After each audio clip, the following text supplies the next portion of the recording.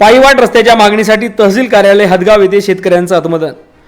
तहसील कार्यालयातील शिपायांच्या सतर्कतेमुळे आत्मदहन वाचले। हदगाव येथील शेतकऱ्यांनी तहसील कार्यालय हदगाव येथे आत्मदहन करण्याचा प्रयत्न केला।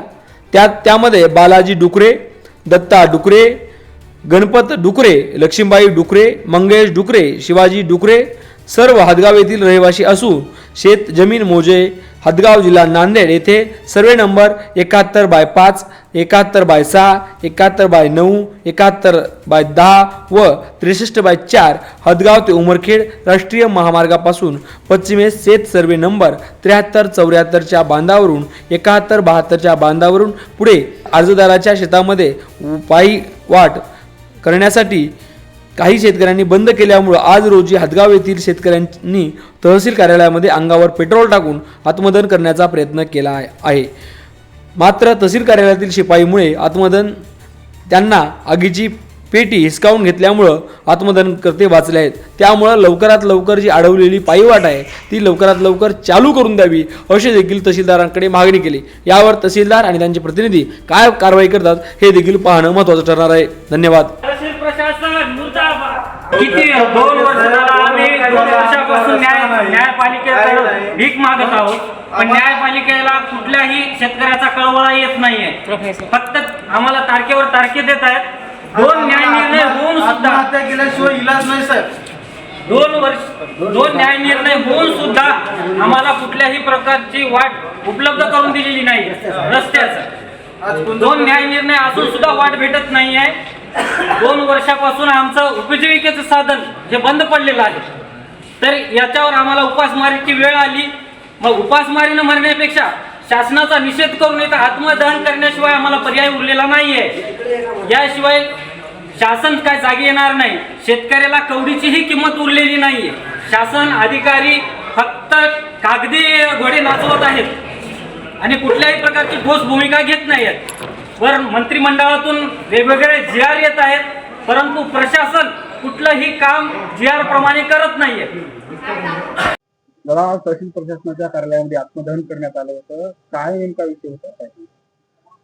तर माझा परिचय आहे मंगेश गणपतराव डुके। मी हदगाव येथील शेतकरी असून मागील 2 वर्षापासून प्रशासनाकडे रस्ता अडविल्यामुळे अर्ज केला होता, पण प्रशासन वेळोवेळी आम्हाला उडवाउडीचे उत्तर देत आहेत, तारखा देत आहेत। 2 शासन निर्णय होऊन सुद्धा आम्हाला अद्याप रस्ता मिळालेला नाहीये। 2 वर्षाचं आमचं आर्थिक नुकसान झालेलं आहे, पण शासन आमच्याकडे कुठलीही दखल घेत नाही। त्याचप्रमाणे जे मंडळ अधिकारी साहेब आहेत त्यांना आम्ही विचारणा केली असता उर्मट भाषा आणि उडवाउडीची उत्तर देण्यात येत आहेत। व्यवस्थित एका प्रशासकीय अधिकाऱ्याला आम जनतेशी कसं वागावं, कसं बोलावं याचं सुद्धा त्यांना भान नाही। ते घरच्या एखाद्या घरगड्याप्रमाणे वागणूक देत आहेत।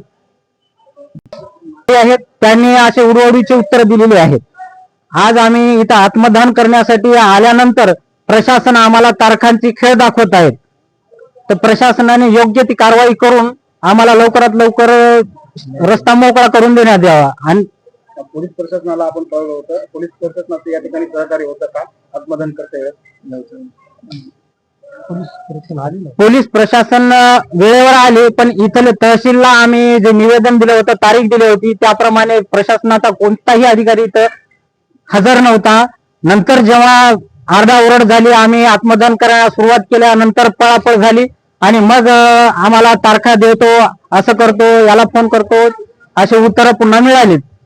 पण 2 वर्षापासून आम्हाला रस्त्याचा अद्याप जर शेतकऱ्यांविषयी वेळोवेळी वेगवेगळे निर्णय GR निघत आहेत, पण शासन पातळीवर कुठल्याही प्रकारची अंमलबजावणी होत नाही। आज आत्मदहन केल्यानंतर त्यांनी आम्हाला एक तारीख दिलेली आहे 30/12।